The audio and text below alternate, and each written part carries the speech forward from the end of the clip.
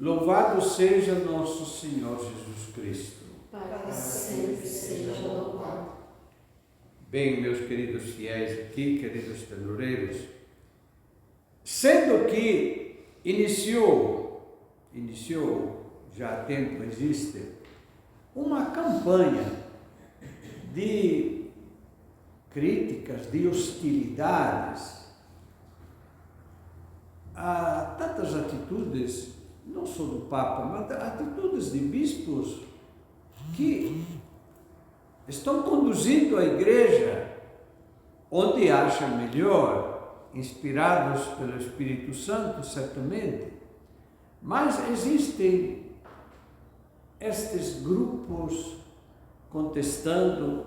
É por isso que eu escolhi como tema para as nossas meditações o tema da igreja e o Espírito Santo. O Espírito Santo garante, com a sua assistência, a verdade para a igreja e para o Papa e os bispos. Bem, é curioso que Jesus disse estas palavras. Isso encontramos em João capítulo 16, versículo 7.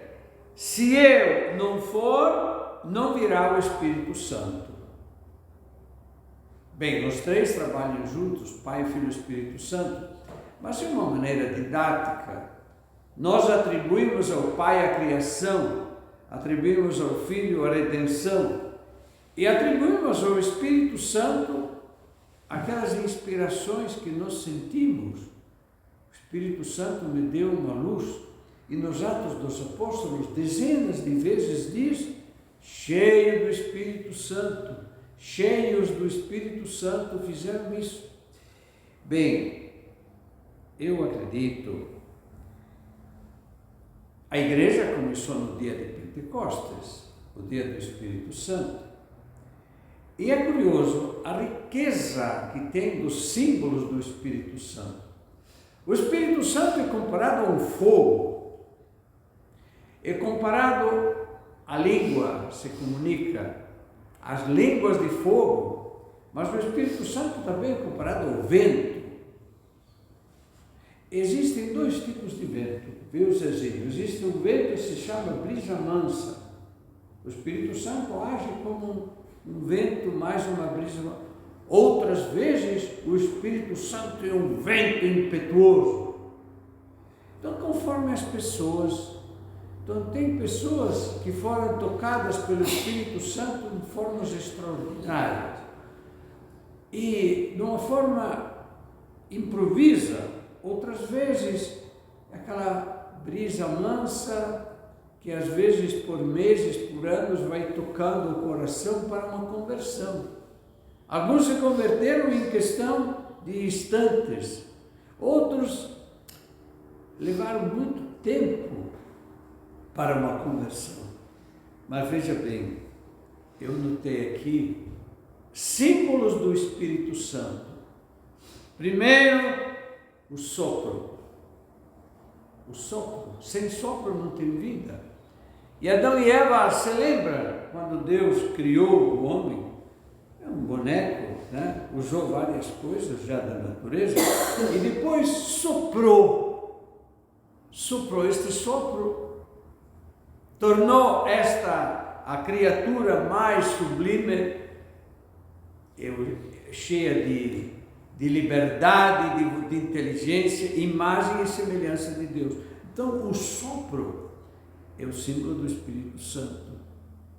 É interessante, depois eu notei aqui, podemos dizer 7. O vento tem dois tipos de vento: o vento impetuoso e a brisa mansa. Nós vimos estes dias, né, este outro símbolo, a nuvem que cobre o povo de Deus, a nuvem que no Monte Tabor cobriu os três antes da transfiguração. É uma nuvem luminosa e simboliza a luz que nós recebemos. Certo momento você está nas trevas, recebe uma luz. Outras vezes o Espírito Santo é comparado à água. A água é vida. Sem água não tem vida, é um deserto. Mas também uma forma do Espírito Santo é a comunicação, a língua. Sabe, se existe algo de perigoso é a língua, mas a língua é a comunicação, né?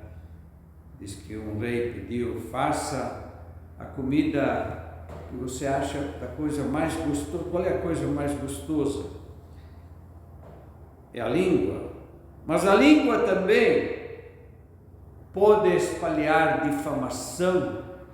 O fogo pode destruir, mas o fogo também pode aquecer.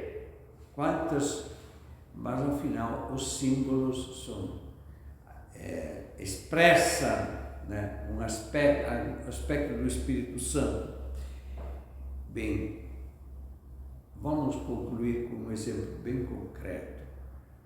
João 23 tinha luzes especiais.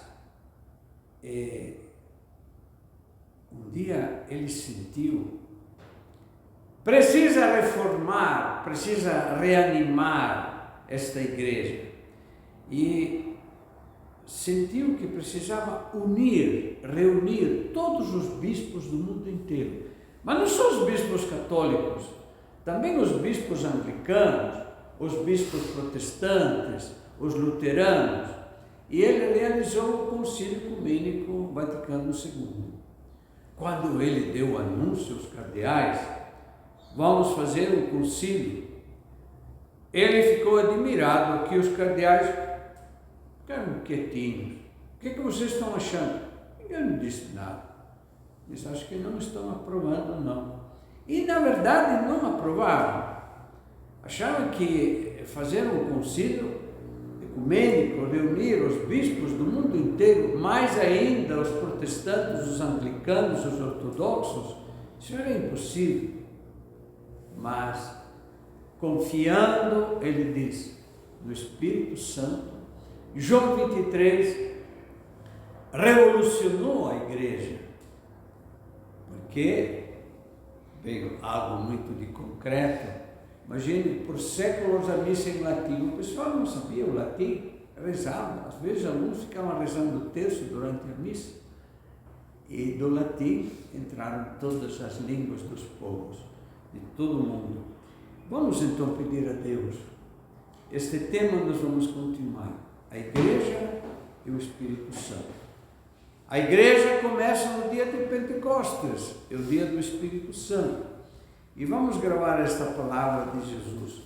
João, depois Zezinho vai procurar na tua Bíblia, tá? Capítulo 16, versículo 7. Se eu não for, não virá o Espírito Santo. Então, será que todas as luzes é o Espírito Santo? Não, também Jesus. Mas Jesus diz: o Espírito Santo vos dará uma luz para entender o que eu vos preguei. E de fato, nós às vezes lemos o Evangelho, parece claro, e ao mesmo tempo o Espírito Santo nos dá uma luz para ir mais a fundo daquela palavra de Deus, que nos ilumine. Vamos pedir isso nesta celebração. Louvado seja nosso Senhor Jesus Cristo. Para sempre seja louvado.